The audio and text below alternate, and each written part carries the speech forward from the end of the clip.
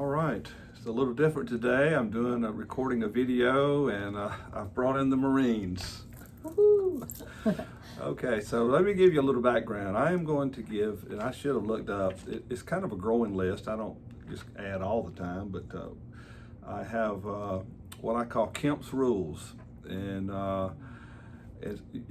several years ago, Sonja and I, you and I are not big TV watchers, but we, just a habit, and if you know us well, you know a little bit about our history about ice cream, and I won't get into all that, but just for the last several years, a decade or so in particular, we'll come in from our Sunday travels, and we have a TV series that we watch. We'll watch one episode a week, and we enjoy them, and we'll eat our ice cream and watch an episode. Yes. And so at Bismarck, we got hooked on this show. What's it called? NCIS. NCIS. So I've just always been fascinated by figuring out crimes. Whodunit. And so finally I found one that I could enjoy with her. And anyway, one of the main characters, his name was Gibbs, Inspector Gibbs. He led the team. And so when they would be out doing their thing, he was kind of the old guy, and the younger ones, the young bucks, they would remember Gibbs' rule number whatever. And I've even got a mug. I should have brought it out. I think it's probably still packed up somewhere. But and so I have been doing that in my own life subconsciously or unintentionally, I guess you could say, for many, many years. Years ago, I ran into the principle: if you repeat something, make a rule for it. And don't have to figure out what you're going to do every time. When I'm faced with this circumstance, here's a rule I go by. And so it just really stuck with me. And so that's kind of the background. And then another part of the background, we're going to try to do a series, Sonja and I are. And the motivation is I'm getting old, and I want to leave a little bit of a hopefully, I'm going to say godly heritage, hopefully it's godly, to my grandkids. And so a couple years ago, I bought a Bible for every one of them, and I read and make notes in there, and I started writing my rules in there. And I thought, but I just write the rule and I don't give any background. And Sonja has experienced, she's tracked with me. Matter of fact, I had to make some rules to learn to live with her, but we won't get into that. And but she's tracked with me through all this, and really she epitomizes my first rule, and I'm going to get her involved in these. And so we're going to try to do one a week, and it's for our grandkids, but it's for all of our friends, and maybe it'll help you as well. And so here's my first rule that we're going to talk about today. And we're going to just do one a week. What are you calling these? Kemp's rules. Honey, isn't that a little stringent? Rules. Well, for you it would be. Someone who doesn't like rules. But God had his commandments. And being that I'm not God, I thought I would kind of bump it down to rules. Can you live? Okay. These are Kemp's rules. Okay.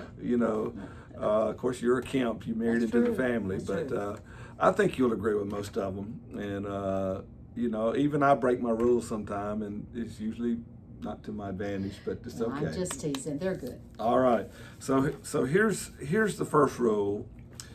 Every person is my superior in some way. Every person, and you've heard me say that many times. And it goes, maybe it tells a little bit about me as a young man. Back when I could actually play ball and run and think and not dribble my soup on my chin and all that kind of stuff. Wear a tie without getting it dirty. Yeah, maybe, subconsciously I had a little thing that I felt superior. I don't know if that is, I'm revealing a little something about myself, but I don't think so. I hope not. But I think more, and you and I both have felt this way, but I've always had a place in my heart for the underdog. And the way you see people, kids, grandchildren, and everybody watching, but the way you see people is the way you treat them. And whether it's been proven we immediately, when we meet someone, we kind of size them up and we place a value on them. And I'll give you 2 examples that go all the way back to our first church as senior pastors, and that was at Saluda. There's a young man there that had a lot of physical challenges, special needs, what we would call a special needs child. And he was, how old? His name was Frankie. How old was Frankie back then? I mean, he was already a young man, young boy. 8, Yeah, 10, 12, something like that. he was already, and this was, we were not as sensitive to these kind of things back in those days. And but I remember how his mom and dad treated him with honor, and did their best to give him as quality of life as possible. Yes. It comes in my mind when his dad would cut the grass. We'd all rotate and cut grass, and when it was his turn to cut the grass, he and Frankie would be out there, and Frankie would be between his arms, kind of like you trying to teach somebody to play golf. Well, he would be there, and he would be out there, and he would be working and cutting that grass. That took a little doing because Frankie couldn't walk. No, so it was almost like it was a walker for him. Yeah. And I built a relationship with him, and he really became special in my heart. And I had a little glass heart that he gave me. Almost it wasn't an ashtray, but kind of like an ashtray thing. Paperweight. Paperweight. That's a good one. And I kept it for years, and then in the moves I boxed it up and haven't got it out. But he was special to me. And I think that's when this rule began to bud. And then at that church, we also had quite a character, almost like the professor Back to Future. Okay, I didn't tell you this ahead of time, but you knew exactly where I was going. Just kind of a crazy professor. So little town of Saluda, everybody knew everybody. And so I went into a shop or something, and they said, the feds were in town today. Really? And this was back in the 1980s, early 80s, and we didn't even know the federal government knew Saluda existed. The feds were in town. Long story short, it was a man in my church. His name was Murray, and he was just a really quirky. He was a bachelor. I don't think he'd ever been married. Just real quirky, odd guy. But long story short, he had a passion for God, and he had invented an FM radio station and was transmitting the gospel. It didn't go very far, but it was going around town and out and around the county. And Murray had an FM radio station, which is illegal. You have to have a license. And so people had been picking up on it. Where's this coming from? And so the federal authorities came in and shut him. They didn't throw the book at him.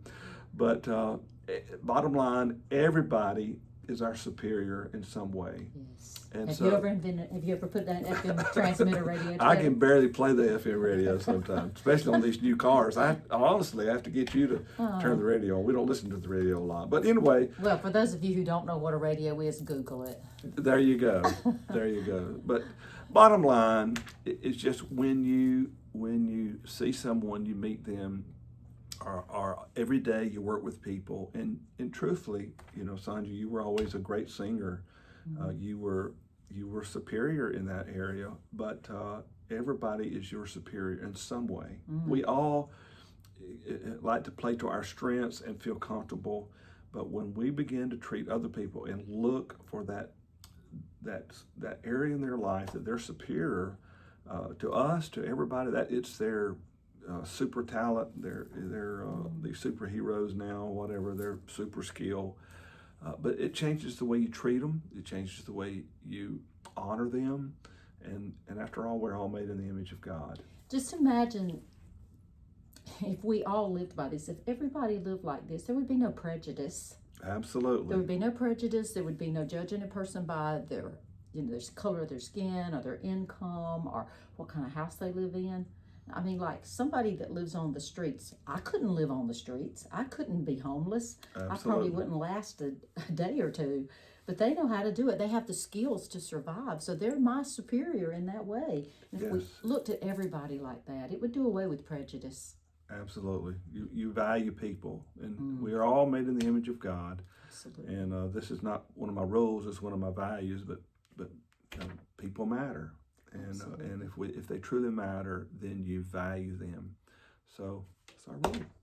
Let me just say this though. Sometimes, especially when I first got married, I thought everybody was my superior. I didn't have any trouble Yeah, thinking. there's the flip side of the rule. Yeah, Yes. there's another side to that. Sometimes we get caught up in our inadequacies and we don't feel like we can do what God has created us to do.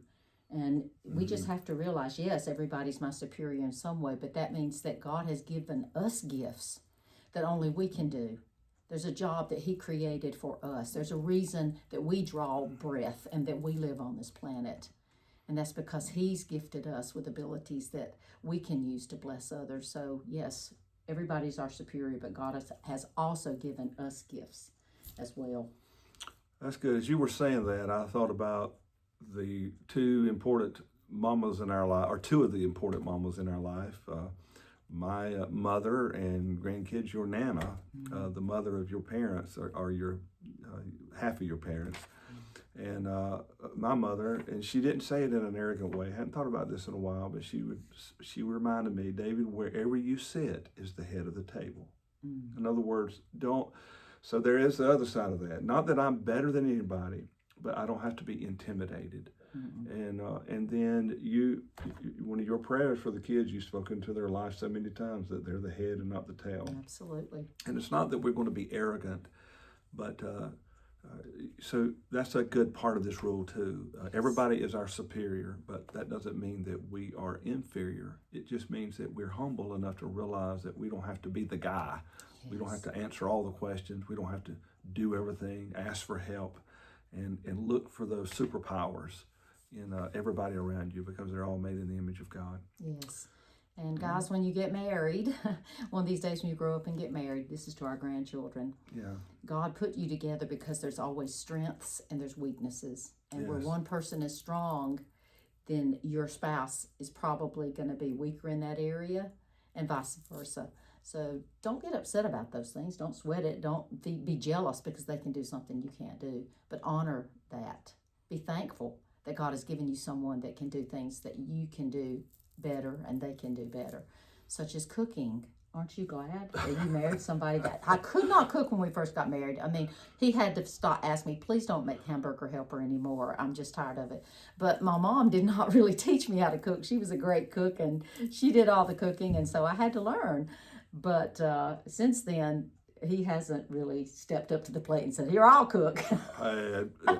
She's way my superior in so many ways. But, and you're my superior in taking care of the money, because if he wasn't, we would be homeless, like I was talking about. I don't know about all that, but anyway, well, it takes a team. Yes. And so anyway, with grandchildren and all of our friends, this is our first shot at these videos. I hope you enjoyed it. Yes. And Kemp's Rules. So God bless you all.